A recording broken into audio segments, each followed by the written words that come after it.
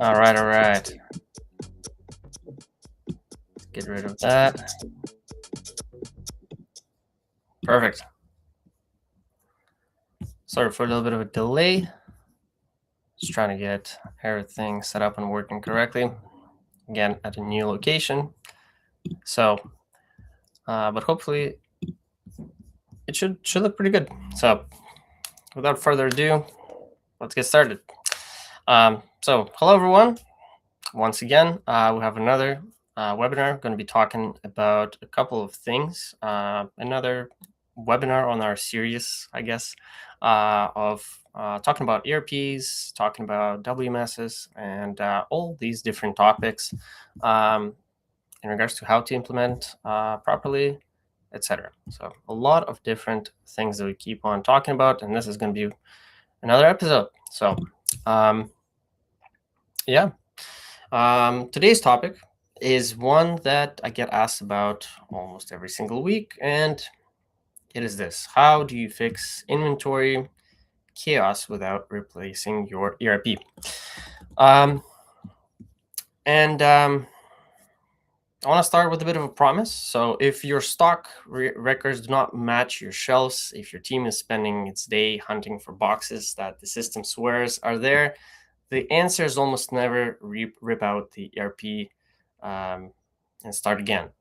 In my experience, and I've been doing this for over 11 years now, the ERP is very rarely the villain of this story. The problem lives somewhere much more specific. And once you can see exactly where it lives, it becomes fixable in weeks rather than years. So that is what the next 50 minutes or so are for. Quick housekeeping. Please drop your questions in the chat as we go. I'll keep an eye on them, and we'll try to do my best to answer them. Might be at the end, but still. And stay to the finish. As always, you'll get a free PDF guide from us. So let's go to the next slide. Most of you are probably familiar with me, but let me quickly reintroduce myself here. Spent, again, over 11 years now in warehouse and inventory management automation, and most of that time has been on the floor rather than behind a desk. So I've worked on end-to-end projects across wholesale distributions, dealerships, automotive parts, manufacturing, e-commerce, retail, you name it. Worked on the floor, actually doing, picking operations at one of the wholesale warehouses as well. So have quite an extensive experience in this.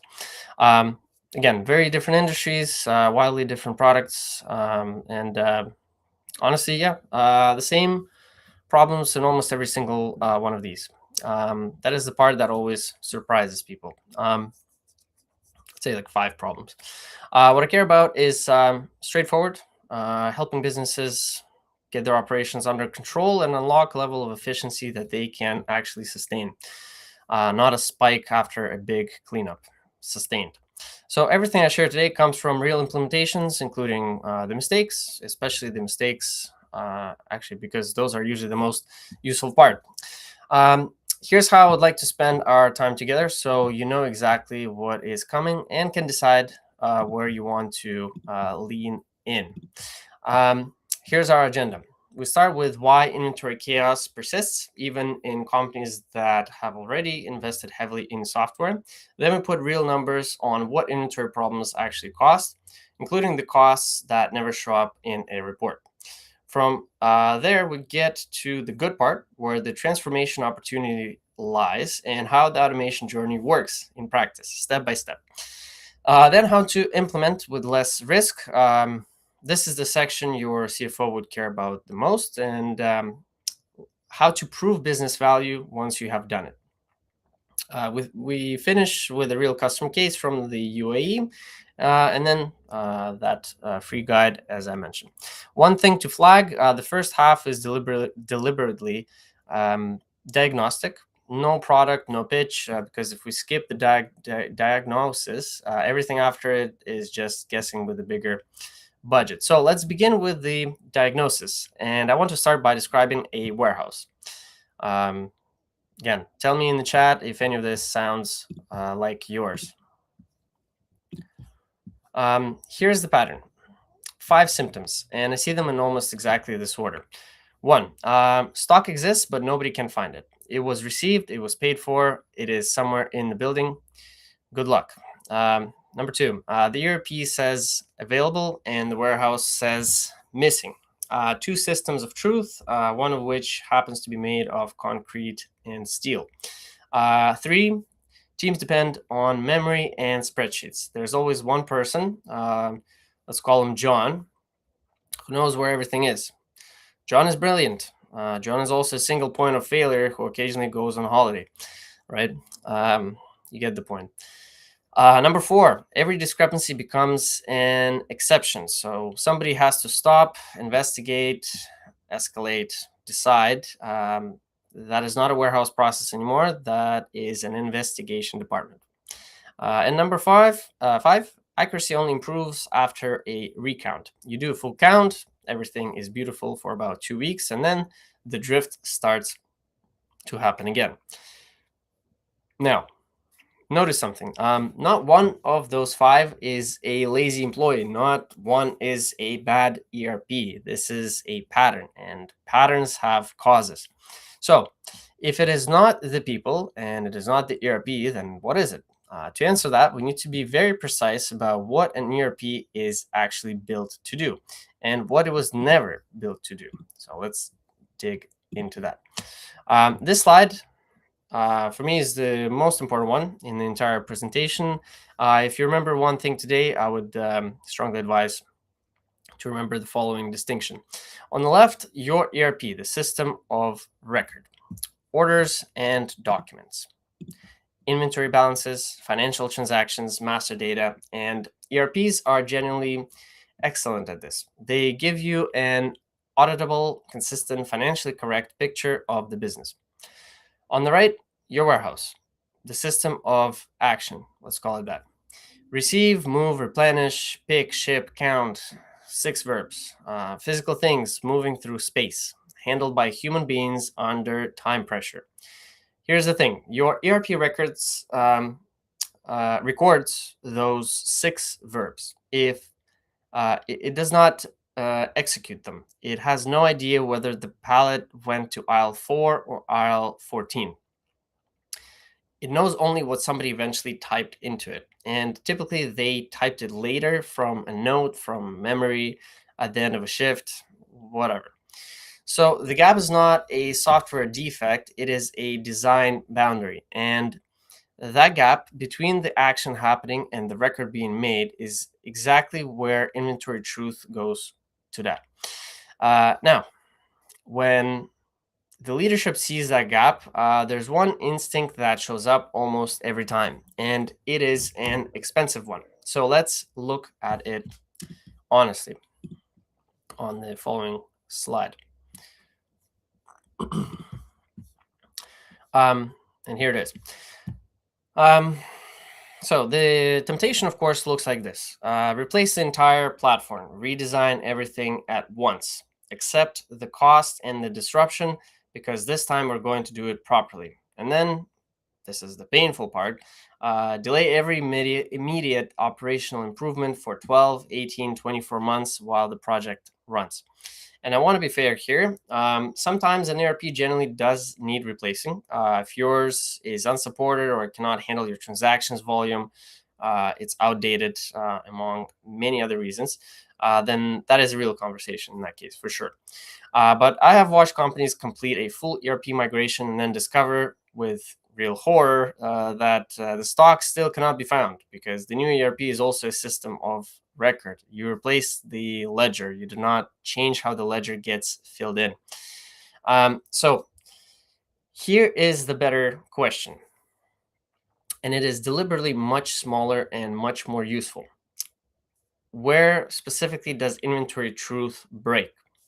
Answer that, and the fix is usually far cheaper, far faster, and far less disruptive than anybody in the room has expected.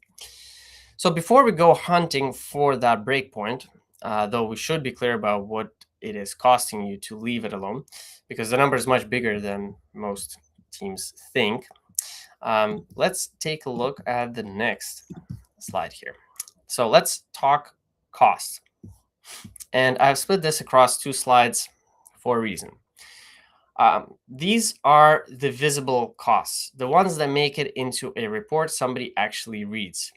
Inventory adjustments, the corrections you post when the count and the system disagree.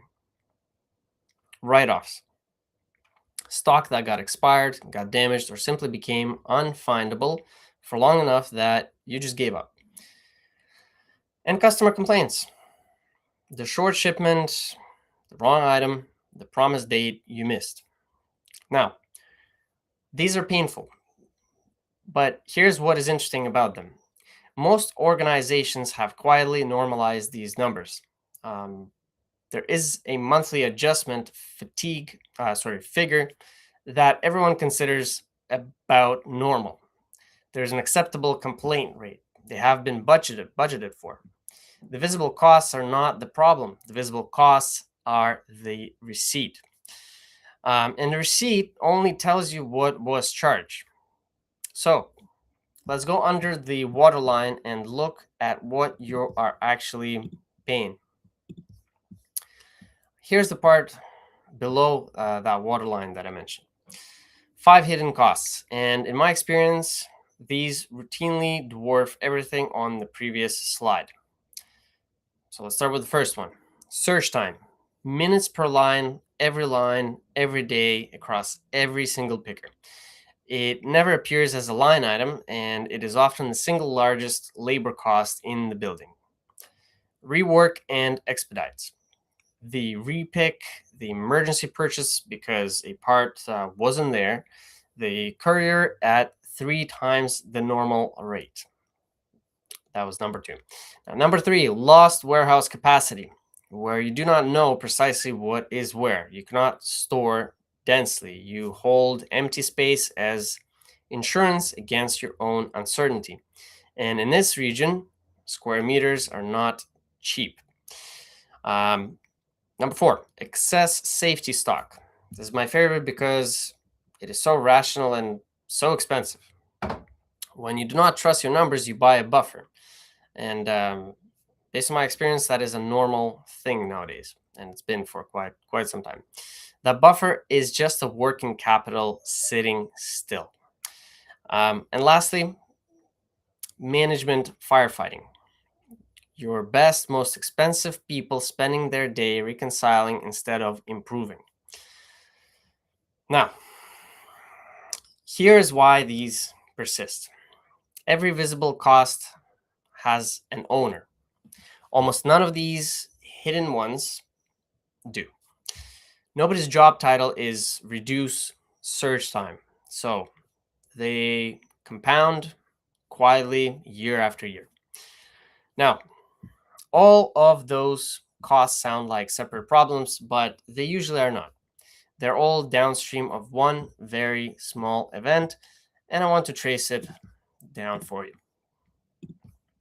Let's follow the chain. We have 6 steps here. 1, an inventory move is not recorded. Somebody shifts a pallet to make room, entirely sensible, entirely undocumented. 4 seconds of work, not done. 2, the ERP now shows false availability, not wrong quantity, wrong place. And in a warehouse, those are the same thing. Then the picker cannot find the item. They go to the location the system gave them, and boom, it's an empty shelf. And that brings us to number 4. An exception process begins. Ask the supervisor, check the other aisle, call procurement, 10 minutes minimum, and now 2 people are involved instead of 1. Then the customer order is eventually delayed. Either it ships short or it ships late. And number 6, the last one, cost and service levels both suffer. And notice you have now paid twice, once in labor, once in customer trust. All of it from step 1, and here is the strategic point. You cannot fix this chain at step 5. By step 5, it is damage control. The only place to fix it is at step 1, at the moment the physical event actually happens. So If step one is where we have to intervene, the next question is a practical one. How do you find your own step ones? And that is a diagnostic exercise you can run this week without buying anything or consulting anyone. You can just take some notes from today's session and do that diagnosis. So, and you want to do that before technology, always. Here are the 5 things to look for in every process you have. Manual data entry. Anywhere a human types what a machine could have read. Every keystroke is a chance to be wrong. Missing validation. Can somebody complete a task incorrectly without the system objecting? If yes, they eventually will. Not out of carelessness, but because it was possible.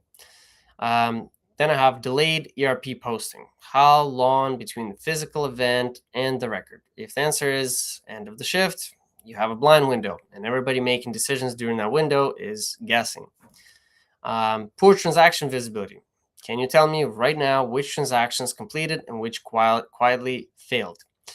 And then uncontrolled exceptions. Exceptions that get solved by whoever happens to be nearby with no record and no owner. Take those 5, hold them up against each of your processes, and the breakpoints light up. It is generally that mechanical. And you do not have to apply those 5 tests to your whole operation at once. There are 6 processes where the breakpoints almost always cluster. And let's take a look at the next slide. Here's where to point the flashlight. 6 processes. Receiving. Because every error you accept here, you inherit for the life of that stock. Got receiving wrong, and everything downstream is compensating. Put away. The single biggest source of it exists, but we cannot find it. Then we have internal movements. Almost always the least controlled process in the building because it feels informal. It is not. Then we have replenishment, where the pick face silently runs dry and nobody knows until a picker is standing in front of it. And then, of course, picking and shipping, the most visible and usually the most measured, which means it is often the only one being measured.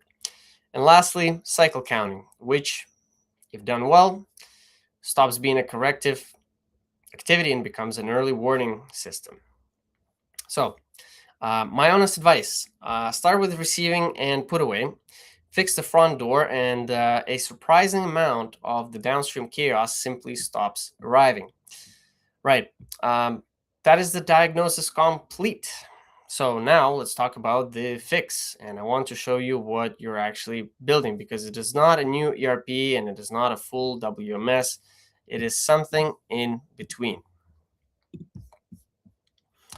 So this is the opportunity. And this is the shape of the answer, a trusted execution layer. And we have 5 components here. We have people with guided mobile tasks. Your team stops interpreting a printed list and starts following a task on a device that already knows what the right answer looks like. Identity, so barcode and RFID. Every item, every location, every pallet has a machine readable name, not a name a human remembers, a name a device can verify. Then, of course, the process, rules, and validation. The correct action becomes the easy action, and the incorrect one gets stopped politely at the moment it is attempted.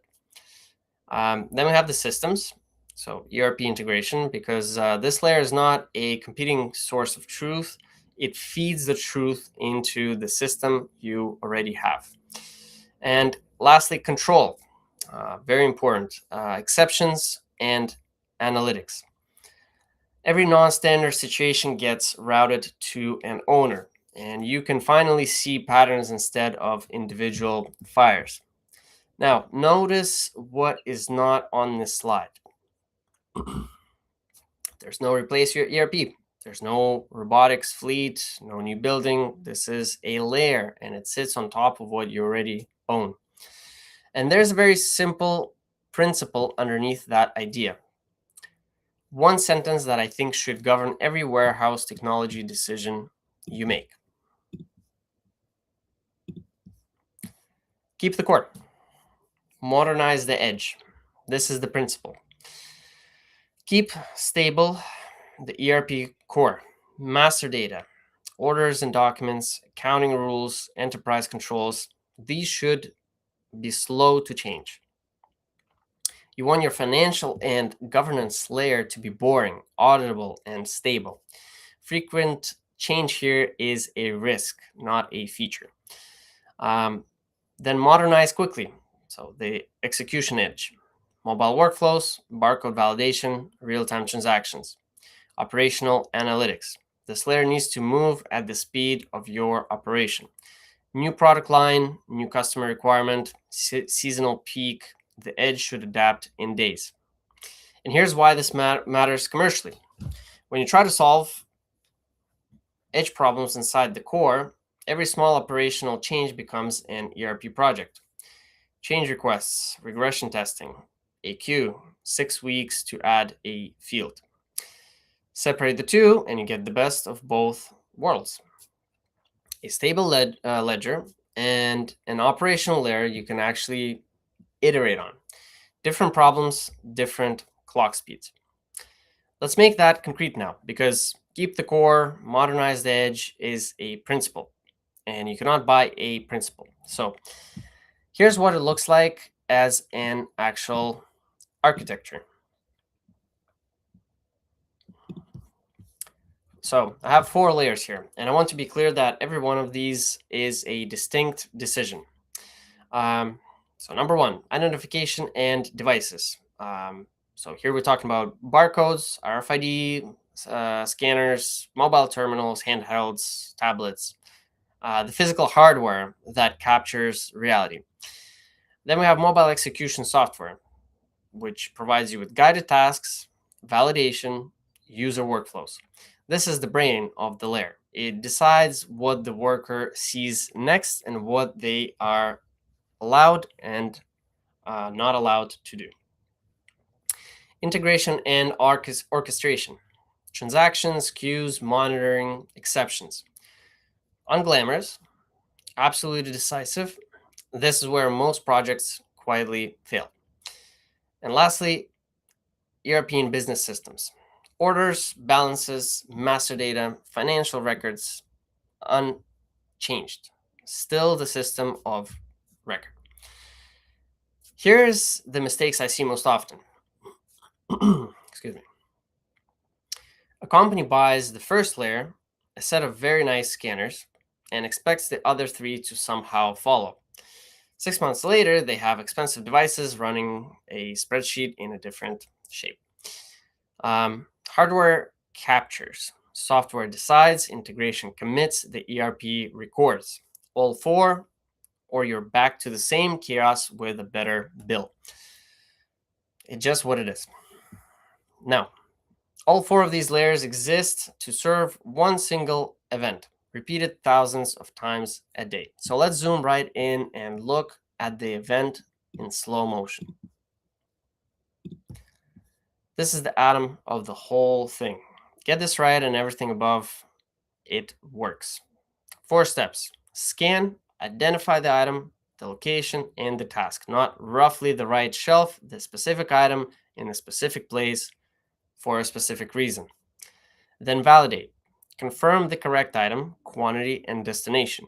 And this is the step that changes everything, because validation happens before the action, not after it. The system actually checks your work while you can still costlessly change it. Then you execute, guide the employee through the required action, one instruction at a time. There's no interpretation required, no tribal knowledge either. Lastly, you confirm. Post the result to the ERP immediately, not in an hour, not later, not at the end of the shift. Now, if we go back to slide 9 for a second, If you remember that, 6 steps of chaos, all triggered by one unrecorded move. This is the intervention at step 1.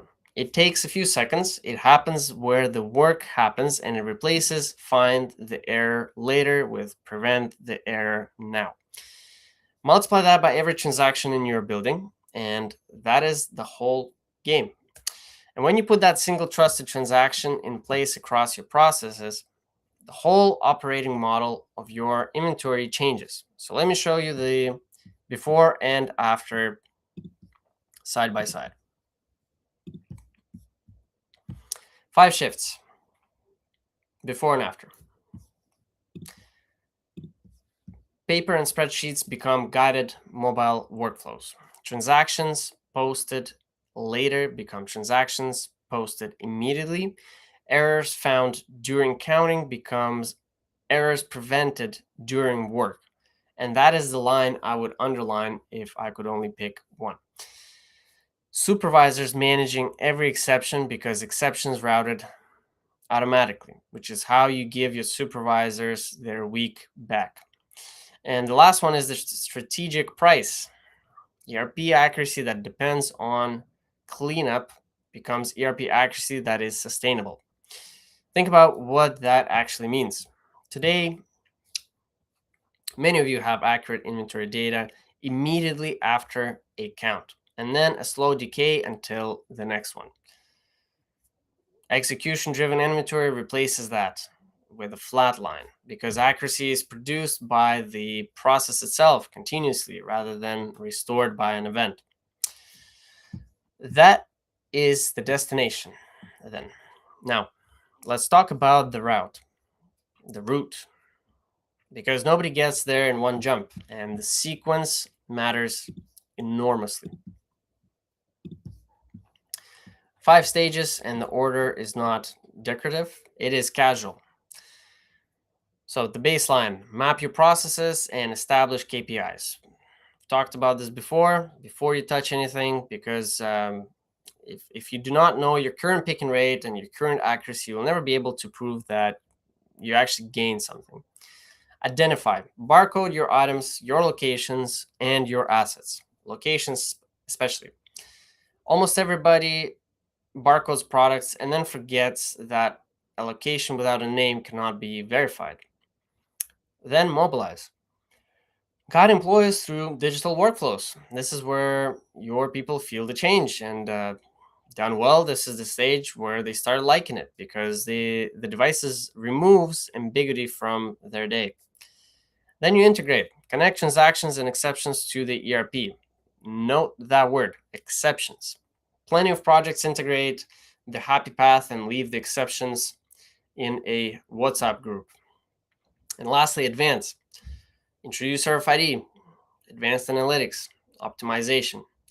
This is stage 5, not stage 1. RFID on top of an undisciplined process just gives you raw data faster. Let's stay on stage 1 for a moment, because baseline is the stage that gets skipped most often and punished hardest. And there is a specific way to do it well. 5 things to do here before anybody configures anything. Map the real process, not only the official procedure. There's a documented process, and there's what happens at 4 o'clock on a Thursday when 2 trucks arrive at once. Automate the second one, or your solution gets abandoned in week 3. Observe how employee handles exceptions. Your team has already invented brilliant workarounds. Learn them. Some deserve to be designed in. Some are the problem in disguise. Then clean the data required for the first workflows. Only the data you need for the first workflows. Do not attempt a full master data project. This is how these initiatives die of exhaustion before delivering anything. Identify the 5 most common error types, not 50, just 5. Focus on them. Those 5 are usually most of your pain, and they tell you exactly which validations to build first. Lastly, establish a KPI baseline before implementation, as I mentioned on the previous slide. And again, please do this one. I've seen this genuinely excellent projects fail to get funding for phase 2 purely because nobody measured phase 1's starting point. With that groundwork done, we can build the foundation of the execution layer. And it starts with giving everything in your warehouse a name a machine can actually read. 4 identities, and each one answers a question you currently cannot answer reliably. The item, what is moving? Location, from where to where? Task, why is it moving? And lastly, the user, who confirmed this transaction. Now, most operations have the first one. They barcode products because products arrive with barcodes on them. Fine. Very few have all 4. And it is the combination that creates real inventory truth because we have 200 units is an accounting statement. We have 200 units in aisle 4, bay 2, moved there under task 1147 by Maria at 9:42 a.m. That is an operational fact. You can act on the second one. And notice the byproduct. You have just built a complete audit trail without anybody filling in a form.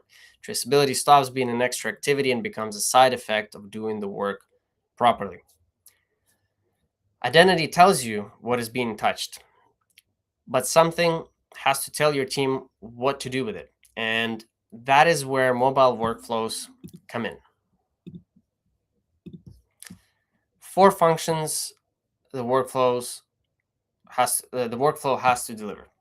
So, number 1 is context. Show the correct prioritized task. The worker should never have to decide what matters most. That is a system decision made with information the worker does not have. Guidance. Present one clear action at a time. 1, not a screen of options. Cognitive load is a real operational cost, especially at hour 7 of a shift. Then, validation. Prevent predictable mistakes. Wrong bin, wrong quantity, wrong item. These are all predictable, which means they're all preventable. And lastly, exception handling. Route non-standard situations correctly. Damaged goods, short receipts, missing labels, these are normal. They need a defined path, not an improvisation. Here's the underlying idea. Every company has standards. They are usually in a document, in a folder that somebody read during onboarding. A standard in a document is a hope. A standard inside a workflow is simply what happens. Now, that trusted transaction is only trustworthy if it actually reaches your ERP every time, including on the days when the network has other ideas. For example, among many other things. A couple of requirements here, and I would treat every one of these as a hard question for any vendor you evaluate, including us. Process transactions in real time when possible. Speed is the default. Queue transactions when systems are unavailable because your warehouse does not stop when the ERP goes down for maintenance. And the far corner of a metal building is a hostile place for Wi-Fi. Work continues, the transactions waits its turn. Recover automatically after connection failures. Failures. Automatically, not the supervisor re-enters the last hour by hand. Monitor every transaction state. You should be able to see at any moment what completed, what is queued, and what has failed. And assign every exception to an owner. A failed transaction without an owner is not an exception. It is a future stock discrepancy with a delayed fuse. Ask any vendor to demonstrate all 5, ideally by unplugging something in front of you. That is a good one. Just make sure you still stay on the call somehow. One question always comes up at this point in the conversation, usually in chat, usually within about 90 seconds. So let's deal with barcode versus RFID heads on. That one is usually pretty good.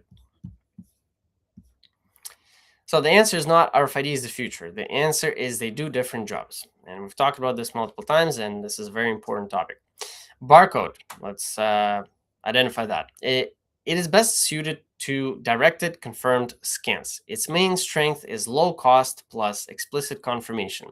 And I want to dwell on that word explicit because a barcode scan means a human being deliberately pointed a device at a specific thing. That is an intentional act, and intentional act makes excellent data. Main limitation, it requires line of sight. Typical uses, receiving, picking, internal moves, counting. RFID is best suited for high volume, hands-free identification. Main strength, speed and bulk visibility. Read a whole pallet or a whole doorway without touching anything. Main limitation, and this is one quite important, it requires environmental testing. Metal reflects, liquid absorbs, and your building has opinions. Typical uses, pallets, assets, portals, rapid counts. My practical recommendation, build barcode discipline first, then add RFID where volume and physics justify it. RFID is an accelerator, not a substitute for process. If the process is wrong, RFID makes it wrong at speed. So we have the components and the technology choices. The natural next question is a personal one. Where does your operation sit today? Let me give you a ladder to place yourself on. Did I switch the slide? Okay, good. So, 5 levels. And you can place yourself honestly as I go through them. And put your number in the chat if you would like. I'd generally love to see that spread at the end. Level 1, reactive. I'm just going to not read the levels. So, reactive. Recounts, spreadsheets, tribal knowledge. Accuracy comes from effort, and it decays the moment the effort stops. Standardized. Labels, define locations, basic scanning, a big step, and this is where most companies I meet actually are. Connected. Mobile workflows plus real-time ERP posting. Now the record and the reality move together. This is where the sawtooth flattens. Level 4, it's an important one. Controlled. Exception management, analytics, role-based workflows. You're not just accurate, you're in full control. You know which processes drift, which shifts struggle, which suppliers cause receiving problems. This is where the majority of our customers operate, and honestly, it is where the return on investment is most convincing. And level 5 is optimized. RFID, dynamic priorities, predictive actions. The system tells you what to do next before you even ask. 2 things worth saying. First, you cannot skip levels. Level 5, built on level 1, habits collapses. Second, and please hear this, level 3 to 4 is where most of the value is. Level 5 is exciting. 4 is where the money is. So you know where you are and where you're heading. The only question left in this section is the one that decides whether the project succeeds. How do you actually get there without betting the operation on it? I split this up into 4 waves. This is the pattern behind every successful rollout that I have personally been part of.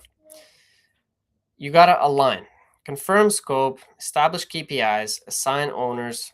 That's wave 0 because it happens before the project officially starts, and skipping it is the most expensive shortcut available to you at the start of a project. Then pilot, one location, preferably one process, and critically, real employees and real transaction volume. Not a demo in a meeting room with 3 test barcodes. A genuine process on a genuine day with the people who will actually use it. This is where you learn what your procedure document left out. Then we have wave 2, which is scale, additional workflows, more devices and integrations, and the important part, a repeatable rollout model. Wave 1 teaches you how to do wave 2 10 times faster. And the last one, wave 3, optimize. Analytics, RFID, dynamic task prioritization. The level 5 material once the foundation is solid. And here's why I love this shape. Your risk is concentrated in wave 1, where it is small, cheap, and reversible. By the time you're spending real money in wave 2, the uncertainty is already gone. Nothing about this requires you to stop operating, and nothing requires you to touch your ERP core. This is the plan that works. Now, let me be equally honest about the plans that do not, because I've seen every one of these and a couple of them more than once. How many do we have here? 7 mistakes. Made some of these myself, so this comes with a genuine affection. Automating an inefficient workaround, the classic. Somebody invented a clever fix 5 years ago for a problem that no longer exists, and now you're digitizing it forever. Then starting with every warehouse process. Ambition is lovely, scope is fatal. Treating integration as an IT only responsibility. Integration decisions are business decisions. When should stock be reserved? Who approves a variance? IT cannot answer those questions alone and should not be asked to. The whole team needs to be involved. Then ignoring employee ergonomics. If the device is heavy, the screen is unreadable in sunlight, or the battery dies at hour 6, your beautiful solution loses to a paper list every single time. Failing to assign exception ownership. Unowned exceptions become tomorrow's discrepancies. They always do. Scaling before the pilot is stable. Enthusiasm after a good week 1 is pretty dangerous. Let the pilot get boring first. Boring is the signal. And lastly, measuring only inventory accuracy. It is a necessary metric and a wildly incomplete one, which brings us neatly to what else you should measure. That is the list of what goes wrong. So let me flip it over, because the teams that get this right share a very consistent set of habits. And I got 6 of them here. These are remarkably consistent across every successful program I've seen. And we already touched base on a couple of them, but let's sum them up into a proper list. So design from the individual scan event. Bottom up, not top down. Get the atom right and the molecule takes care of itself. Make the standard process fast and simple. This one is subtle and it matters enormously. If the correct path is slower than the workaround, people will use the workaround and they will be right too. Define ownership for every exception, every single one. Name a role, not a person. Test with real users and real transaction volumes. Peak volume, not average. Your process only has to survive Thursday. No. Build monitoring into the solution from day 1, not as a phase 2 dashboard project. You cannot manage what you cannot see, and you'll want to see it in week 1. And lastly, scale through repeatable templates. Site 2 should be dramatically easier than Site 1. If it is not, you build a project instead of capability. And once the program is running well, you will need to prove it to a CFO who quite reasonably wants to know what changed. So here is the framework that I personally would use.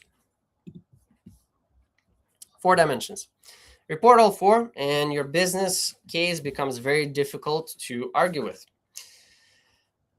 Inventory accuracy,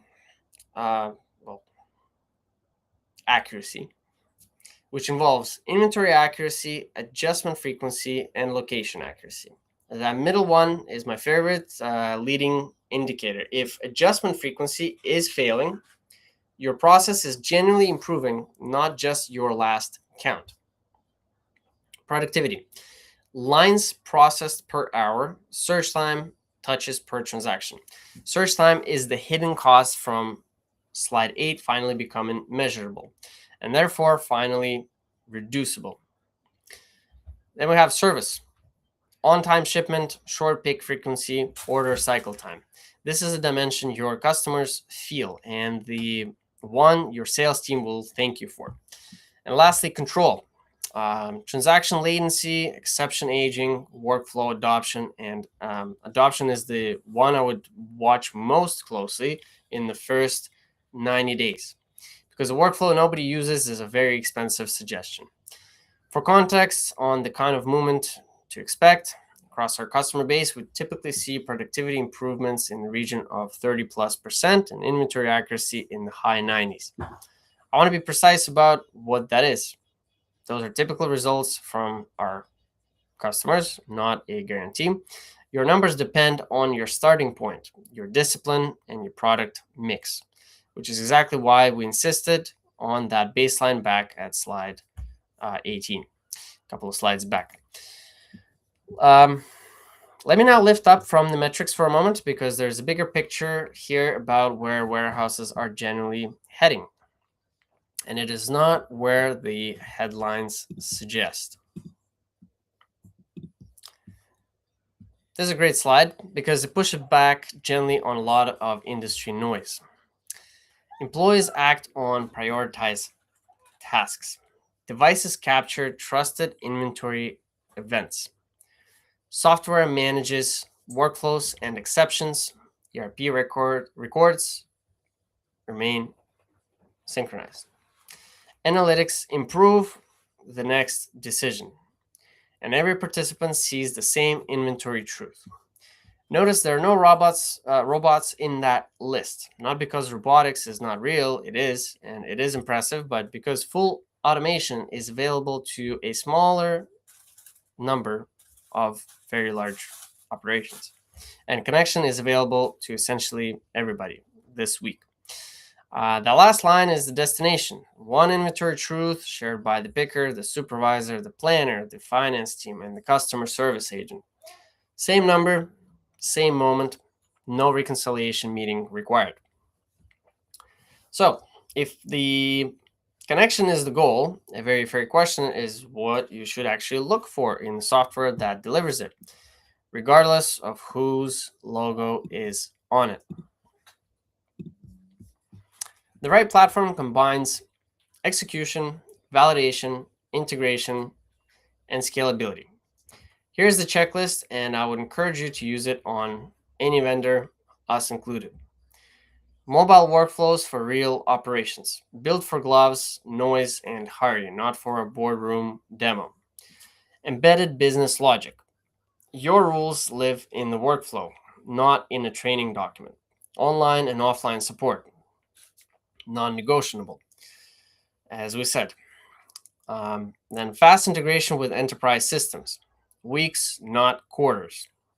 Flexibility across multiple use cases because the warehouse is first, but then comes production, then retail, then assets. And control, visibility, and growth potential. Room to move up the maturity curve without changing platform. That last point deserves a moment. The most expensive mistake in the space is not choosing the wrong platform. It is choosing one you outgrow in 18 months and paying for the whole journey twice. So enough abstraction. Let me show you what all of this actually feels like on the floor and in the office once it is running properly. The final system. So here we have two people, one shared truth.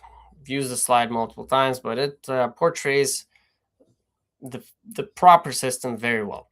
On the left, the warehouse, as you can see, the operator has no paperwork, no clipboard, no lists to transcribe later. On-site verification, so the check happens at the shelf where it is free, not at a desk where it is expensive. And a convenient mobile workplace, everything the operator needs in one hand, doesn't need to walk to the desk. On the right, we have the office. So remote supervision, the manager can see the operation without walking it. So it works both ways.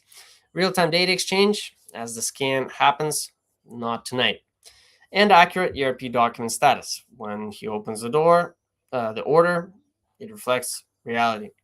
Both of them are smiling in this picture, of course. Why wouldn't they? And I promise this is not just stock photography. When operators are actually um, stop being blamed for discrepancies they did not cause, and managers stop chasing information, the whole mood in a building generally changes. That part does not show up in the ROI model, but everybody who has been through it actually notices it. And that better day has a number attached to it. So let's talk about what this approach does to your operating cost. And we've used this one multiple times as well, because again, has a very good visual representation of what it looks like in numbers. So let me be very clear about what this table is and what is not. This is not a software price list, and it is not a discount comparison. Every row here is the total monthly operational cost of running inventory control a particular way. The labor, the errors, the rework, the emergency purchases, the surge time. Everything we put under the waterline on slide, I think it was 8 or 7 in the beginning. So manual checking, we have around $10,000 a month. Do the math, what it is a year. Excel or Google Sheets, $8,000 a month. Better. Notice how modest the improvement is, because the spreadsheet is still manual data entry with extra formatting. Then we have a USB barcode scanner at a fixed workstation. That already brings everything down to 4,000. Real progress. You have added identity, but the person still has to walk the goods to the desk, which of course spends labor time among many other things. Then we have a basic barcode app, already brings us down to 2,500. Mobile at last. And then we have full Cleverence implementation, which brings everything down to around 1,000 a month, which means companies reduce their monthly operating costs by around 90%. So again, simple math, roughly $9,000 a month, or a staggering $108,000 a year. And I would add one thing that is not on the slide. The biggest jumps come from removing manual data entry and moving execution to where the goods actually are. Those two moves do most of the work, to be completely honest with you. So let me spend just a couple of minutes now on who we are and what we actually built. And then I want to show you a customer who did all of this for real. And gotta switch the slide here. There we go. So quick tour. 5 product lines, 1 platform underneath. We have Cleverence Inventory, the core warehouse product, goods arrival, pick and ship, stock taken, moves between locations and warehouses, residual stock and sales, write-offs, among other operations. You can see the actual device menu there on the right. I believe it's on, yeah, it's there. Nice.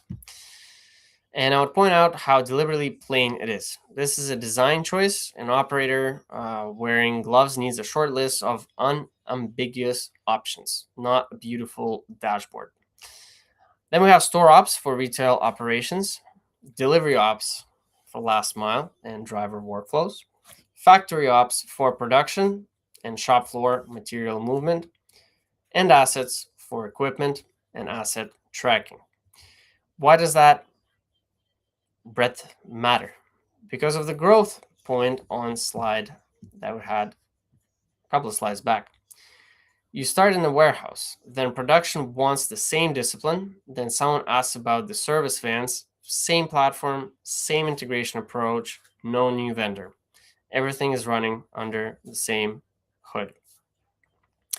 And underneath all of these 5 awesome products sit the same 4 capabilities, which is really the short version of everything we have discussed today.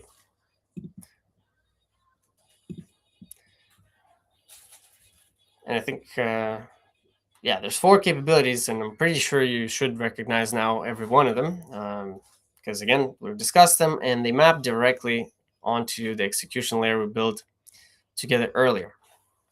Mobile and connected devices. So once again, smartphones, tablets, rugged handhelds. So the data entry happens on the go at the point of work. And I will note, you do not need to buy rugged terminals for every user. Plenty of our customers start with simple Android phones they already own. That is often how a pilot gets approved. Very important to mention. Barcode and RFID technology, quick, reliable identification for inventory checks and asset tracking. That is the identity layer. Real-time data integration with existing ERP or accounting systems, so information stays consistent and current.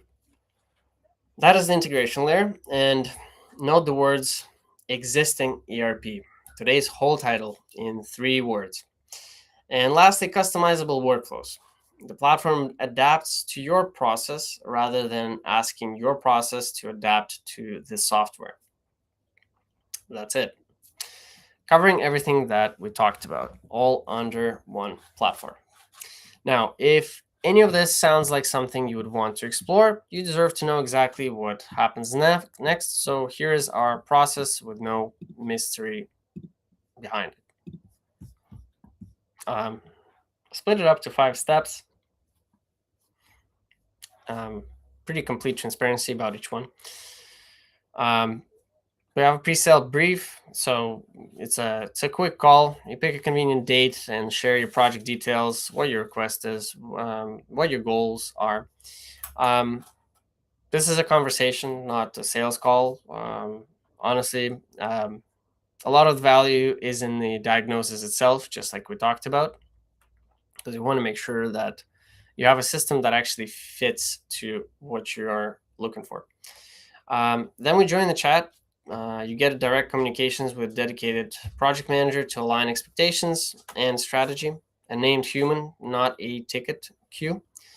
Then we do a demo, hands-on experience with the product, available if your chosen start date is within the next 2 weeks, which is not the best. We usually try to we advise not to rush these kind of projects, but we could do a product demo either way without any issues. You can actually check out the product demo right on our website, cleverence.com.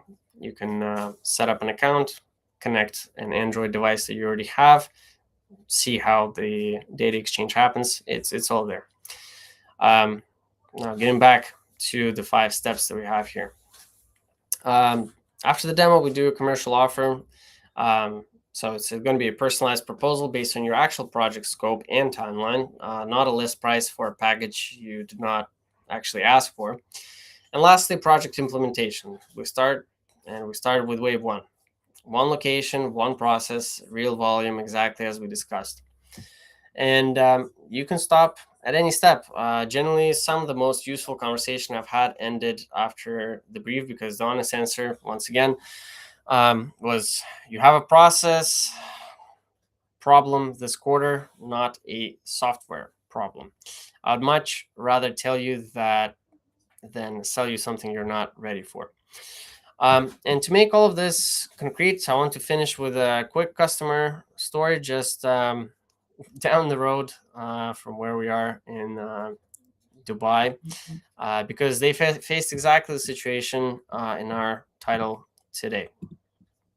And let's take a look at that. This is APMG, a spare parts e-commerce business in Dubai. Great guys. We've talked about them multiple times, but it's a great story. So custom ERP, around 100,000 SKUs, 17 people in the warehouse. Now there are more. And I want to be careful and honest about this starting point because it really matters. Their ERP was not broken. It was functioning custom system doing its job as a system of a record. What it did not have was location level visibility. It knew what they owned, not where any of it was.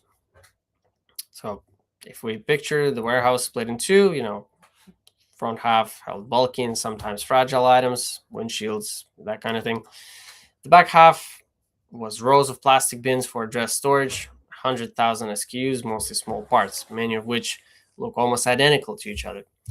The problem, inefficient order processing, frequent picking errors, and time-consuming product searches, right? Slow in operations and dragging down overall productivity. Exactly the pattern from slide that we had in the beginning. So the solution, we introduced Cleverence, in this case with Zebra mobile handheld computers, and our software, of course, to make operations mobile. Delivery plan document, order supplier document, placement into the cell, and collected orders for shipment. Note what is absent. We did not touch their ERP whatsoever. We added the execution layer above it. So just like everything that we talked about today. And the result, with the shift to mobile operations, they sharply reduced manual data entry and physical trips to verify information, with a marked increase in processing accuracy and speed. At that point, there were 17 mobile devices in use. I believe there are quite a bit more now. But at that point, they had a 4 times increase in inventory turnover ratio. So more than 10,000 additional square meters of storage area and 99% reduction in staff errors. Address storage increased order fulfillment roughly tenfold. And the headline for me is the first sentence. Again, their ERP stayed exactly where it was. It was not touched. So that is the story, and that is the method, which brings me to the thing that I promised you at the very beginning. Free guide, which would be 5 stages of increasing ROI in the warehouse automation. Again, it follows the same logic we talked through today, with a bit more detail on how the return builds stage by stage, which is exactly the material you need if you're the person who has to make this case internally. It will land with you after the webinar, so no need to write anything down. But if anything, we'll have recording of the webinar as well on all the platforms, so you can always rewatch if you want, if you found some specific part useful for you specifically. You can always take a look at that. And here's the last slide. Here's how you can reach me directly, and I do mean directly. This is my phone, not a general inbox. There's a phone number, there's the WhatsApp, the email, and also a QR code on the screen for Telegram. The handle is @Stan_Cleverence. So you can pick and choose whatever platform you're most comfortable with. But that is how to reach me directly. If you take one thing away from today, let it be this. Before you scope an ERP replacement, go and find out where inventory truth actually breaks in your operation. I've talked about this many times, but again, it's the most important thing. Take those 5 tests from earlier, walk your receiving and put away, and see what you find. In most cases, the fix is a layer, not a full platform. It is a matter of weeks, not years. You just need that execution layer, as I mentioned. And if you want a second pair of eyes on that diagnosis, again, message me. I'm happy to do it, whether or not it ever becomes a project. At the very least, I can help out and consult in the right way, and be glad that I've pointed someone in the right direction. Right. So let me check out the questions. I'm going to close off. And that's about it for today. Hopefully, found all these topics so far helpful today. Oh wow, it's dragged on for a bit longer than usual, but hopefully for the ones who were here, enjoyed it. That's about it. Thank you very much for your time, and again, I'll be in the chat for a little bit, and yeah, looking forward to hear from you. Again, the handle is going to be here for another couple of minutes, so you can take a look at that. And as always, you can just go to cleverence.com. All the information is there, and all the contacts there as well. Okay, once again, thank you so much for today, for joining me today, and see you in the next one. by the way, the next webinar is going to be at a different time, and it's going to be with our partner who provides hardware in the MENA region. So it's going to be an interesting one. I'm going to have a couple more of those type of webinars as well, just to kind of change it up a little bit. But yeah, that's about it. Once again, thank you all, and have a great time of the day wherever you are located globally. All right, cheers. Bye-bye.